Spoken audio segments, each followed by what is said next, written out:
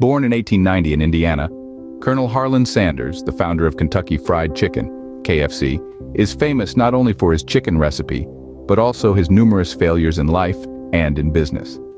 At the ripe young age of 5 years old, his father died, leaving only his mother to fend for and support 3 children, including Harlan. While his mother left for days on end, Harlan was forced to help take care of his siblings and became a proficient cook during this time, learning how to make bread and vegetables and advancing in his knowledge of cooking and preparing meat by the age of just 7 years old. By 10 years old, he was already working as a farmhand. In 1902, at the age of 12 years old, his mother remarried, subjecting the children to an arduous environment that ultimately forced Harlan to leave home the following year. By 14 years old, he began working as a farmhand at another farm in southern Indiana.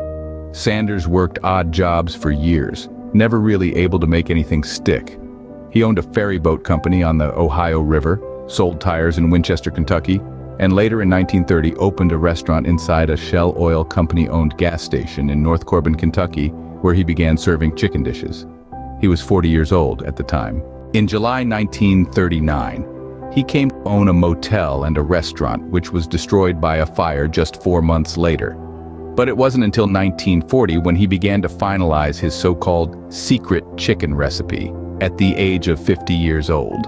However, in 1942, during the war, he sold his business and subsequently got divorced in 1947. In 1955, another one of his restaurants failed after an interstate route that led traffic past that restaurant was changed. That year, with just a $105 Social Security check to his name, at the age of 65 years old, he set out to sell his franchised chicken model to restaurants across the country. He was famously rejected by 1,009 restaurants before one agreed to his idea.